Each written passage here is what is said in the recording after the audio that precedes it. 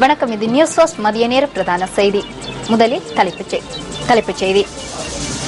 யாழ் பல்கலைக்கழக மாணவர்கள் மீதான தாக்குதல் சம்பவம் தொடர்பில் 10 பேர் கைது, 4 விளக்கமறியலில். நேபாளத்தில் ஏற்பட்ட பாரிய அளவிலான பூகம்பத்தினால் சுமார் 8 மில்லியன் மக்கள் பாதிக்கப்பட்டுள்ளதாக ஐநா தகவல். உயிரிழந்தோரின் எண்ணிக்கை 4310 அதிகரிப்பு. பாதிக்கப்பட்ட நேபாள மக்களுக்கான நேபாளத்திற்காக இலங்கை நிவாரண திட்டத்தின் கீழ் பொருட்கள் சேகரிக்கும் நடவடிக்கை நிறைவு. அமெரிக்க ராஜாங்க செயலாளர் ஜான் கெரியின் இலங்கை வருகை உறுதி.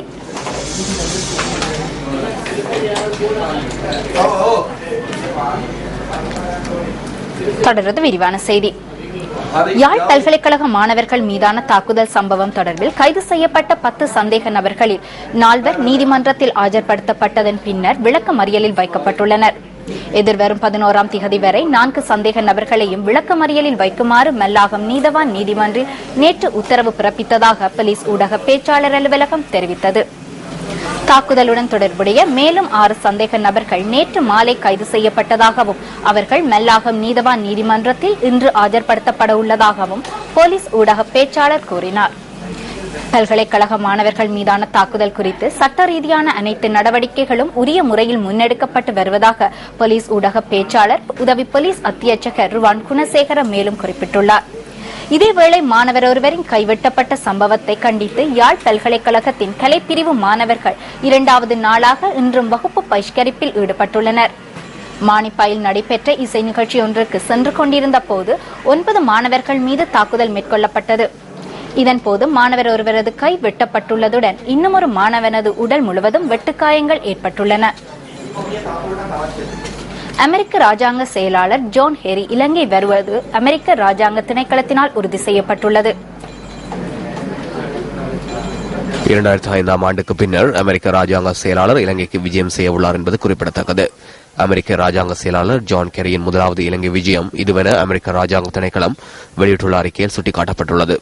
அமெரிக்க ராஜாங்க செயலாளர் அவரது பயணத்தின் போது ஜனாதிபதி மைத்ரிபால சிறிசேன, பிரதமர் ரணில் விக்ரமசிங்க, வெளிவகார அமைச்சர் மங்கள சமரவீர உள்ளிட்டோரை சந்தித்து கலந்துரையாட உள்ளார். சிவில் சமூக பிரதிநிதிகள் மற்றும் பல்வேறு சமூகங்களின் பிரதிநிதிகளை சந்தித்து அவர்களின் கருத்துக்களை கேட்டறிவதுடன் அமெரிக்காவின் ஒத்துழைப்பை வழங்குவதும் இந்த விஜயத்தின் நோக்கம் என அந்த அறிக்கையில் குறிப்பிடப்பட்டுள்ளது.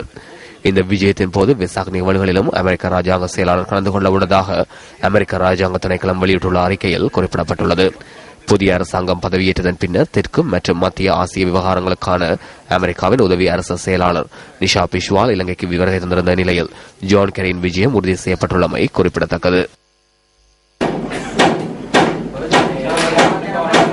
வடக்கு மக்கள் எதிர்நோக்கியுள்ள தேசிய நீர் பிரச்சினையை தீர்ப்பது தொடர்பான விசேட கலந்துரையாடல் ஜனாதிபதி மைத்ரிபால சிறிசேன தலைமையில் நேற்று நடைபெற்றது.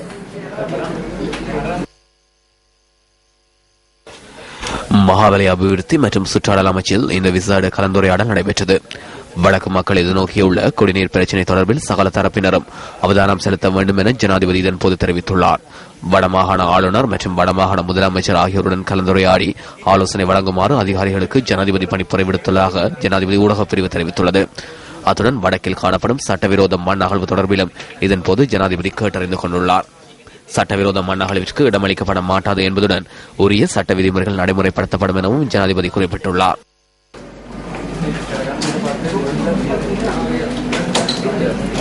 நிலநடுக்கத்தினால் பாதிக்கப்பட்ட நேபாள மக்களுக்காக ஆரம்பிக்கப்பட்டுள்ள நேபாளத்திற்காக இலங்கை நிவாரண திட்டத்தின் கீழ் பொருட்களை சேகரிக்கும் நடவடிக்கை நிறைவுக்கு கொண்டுவரப்பட்டுள்ளது. சேகரிக்கப்பட்ட பொருட்களை பொதியிடும் நடவடிக்கைகள் தற்போது முன்னெடுக்கப்படுகின்றன. பாதிக்கப்பட்டுள்ள மில்லியன் கணக்கான மக்களுக்கு நேசக்கரம் நீட்டும் நோக்கில் நியூஸ் ஃபர்ஸ்ட், சக்தி மற்றும் சிரசம் முன்னெடுத்துள்ள நிவாரண திட்டத்திற்கு அதிகளவிலான நிவாரணப் பொருட்கள் மக்களால் வழங்கப்பட்டுள்ளன. இலங்கை அரசாங்கத்தின் நிவாரணப் பொருட்களை கொண்டு செல்லும் விமானத்தில் சேகரிக்கப்பட்ட பொருட்கள் கொண்டு செல்லப்பட உள்ளன. குறித்த விமானத்தில் இடமட்டப்படுத்தப்பட்டுள்ளதால் தற்போது கிடைக்கப்பெற்றுள்ள நிவாரணப் பொருட்கள் போதுமானது என இடர் முகாமைத்துவ அமைச்சு நமக்கு அறிவித்துள்ளது.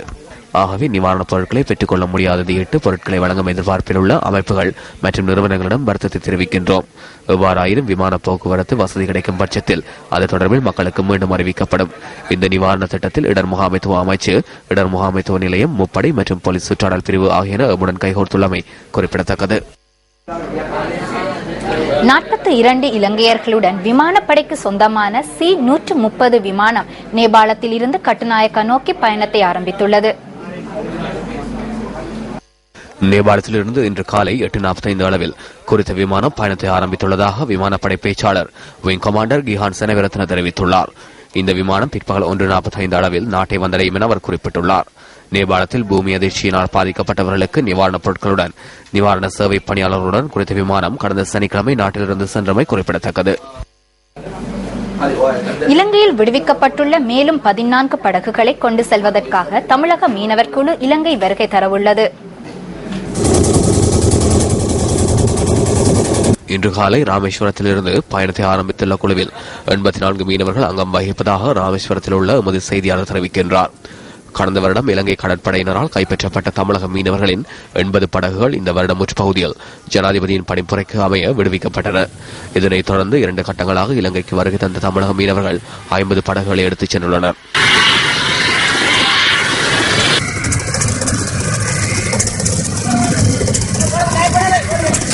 இன்று இலங்கைக்கு வருகை தரவுள்ள தமிழக மீனவர் குழுவில் புதுக்கோட்டை மற்றும் நாகை ஆகிய பகுதிகளைச் சேர்ந்த மீனவர்கள் உள்ளடங்குவதாக மது செய்தியாளர் கூறினார். இலங்கையை நோக்கி பயணத்தை ஆரம்பிப்பதற்கு முன்னதாக தமிழக மீனவர் நம்புசேகரன் கருத்து வெளியிட்டார். இலங்கை அரசால் சிறைப்பிடிக்கப்பட்ட ராமேஸ்வரம் படகுகள் காரணி நகரில் நிறுத்தி வைக்கப்பட்டு இன்று ராமேஸ்வரத்தில் இருந்து 3வது கட்டமாக 14 படகுகளில் 14 படகினை எடுப்பதற்காக 85 பேர் மீட்பு குழுவினர் செல்கின்றோம். சிறிது நேரத்தில் இலங்கை அரசிடங்களை ஒப்படைத்து விடுவார்கள். அதன் பின்னர் நாங்கள் காரணி நகர் சென்று எங்களது போட்டுகளை மீட்டு இழுத்து கொண்டு வர வேண்டும். இதுவரைக்கும் இழுத்துட்டு வந்த படகுகளாம் முழுவதும் முற்றிலுமாக சேதமடைஞ்சிருக்கு.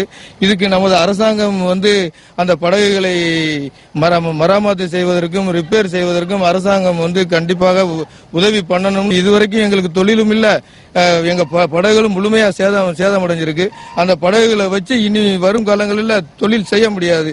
அதை வேலை பார்த்து ரிப்பேர் செய்தால் ஒழிய நாங்கள் மறுபடியும் மீண்டும் தொழிலுக்கு செல்ல முடியும். இந்த 3 கட்டமாக இந்த மீட்பு குழுவினர் போவதற்கு அனைத்து செலவுகளையும் தமிழக அரசுதான் ஏற்றுக்கொண்டு தமிழக அரசுதான் செய்து கொண்டு இருக்கின்றது. கடற்தொழில் அமைச்சின் உத்தரவுகளுக்கு முரணாக செயற்படும் மீனவர்களுக்கு எதிராக கடும் நடவடிக்கை எடுக்கப்படும் என கடற்தொழில் அமைச்சர் மஹிந்த அமரவீர தெரிவித்துள்ளார். திக்கோவிட பகுதியில் நடைபெற்ற நிகழ்வில் கலந்து கொண்டு உரையாற்றும் போதே அமைச்சர் இதனை தெரிவித்தார். திக்கோவிட்ட மீன்பிடி துறைமுகத்தை அமைச்சர் மஹிந்த அமரவீர இதன் போது திறந்து வைத்தார்.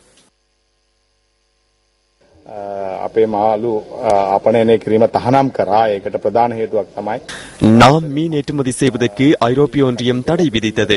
இலங்கையில் தடை செய்யப்பட்ட மீன்பிடி முறைமை பயன்படுத்தப்படுவதாக தெரிவித்து இந்த தடை விதிக்கப்பட்டது. ஐரோப்பிய ஒன்றியத்தின் 1வது பரிந்துரையை நாம் நடைமுறைப்படுத்தி வருகின்றோம்.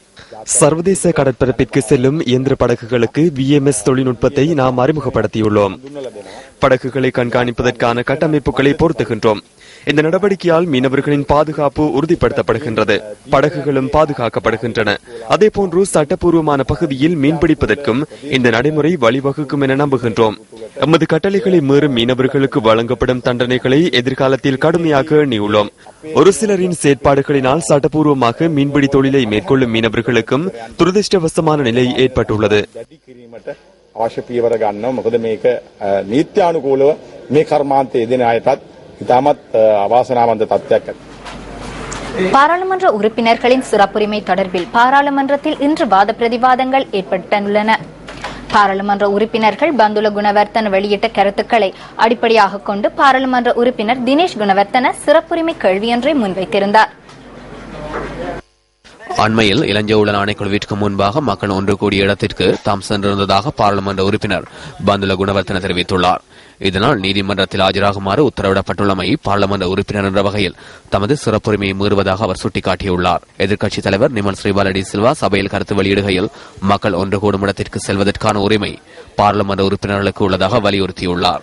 இதேவேளை பாராளுமன்ற உறுப்பினர் பந்துல குணவர்தனவின் சிறப்புரிமை மீறப்பட்டுள்ளா என்பது தொடர்பில் ஆராய்வதாக பிரதமர் ரணில் விக்ரமசிங்க பாராளுமன்றத்தில் இன்று தெரிவித்துள்ளார்.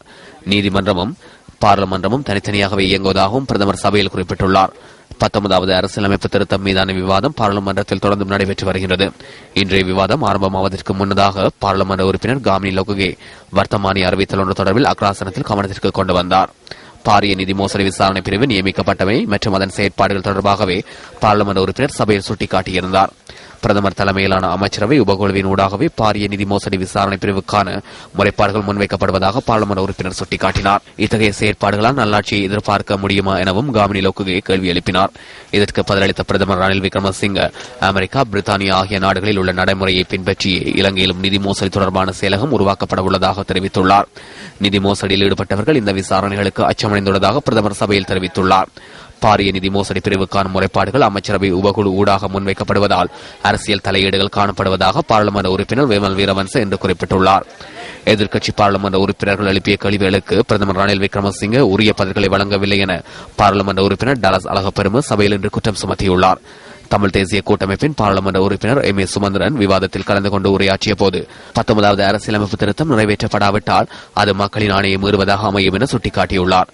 இதேவேளை பாராளுமன்ற உறுப்பினர் பெசில் ராஜபக்சவிற்கு 3 மாத விடுமுறையை வழங்குவதற்கு பாராளுமன்றம் இன்று அனுமதி வழங்கியுள்ளது. பாராளுமன்ற உறுப்பினருக்கான விடுமுறை தொடர்பான பிரேரணையை எதிர்க்கட்சித் தலைவர் நிமல் ஸ்ரீபாலடி சில்வா சமையல் சமர்ப்பித்திருந்தார். 19வது அரசியலமைப்பு திருத்தம் மீதான விவாதத்தின் போது ஆளும் கட்சி எதிர்க்கட்சி உறுப்பினர்களுக்கு கடும் வாத பிரதிவாதங்கள் ஏற்பட்டதாக எமது பாராளுமன்ற செய்தியாளர்கள் தெரிவிக்கின்றனர். இத்துடன் நியூஸ் ஃபர்ஸ்டின் மதிய நேர பிரதான செய்தி நிறைவடைகின்றது. தொடர்ந்து இணைந்திருங்கள் எமது மனத்தியால செய்திகளுடன். வணக்கம்.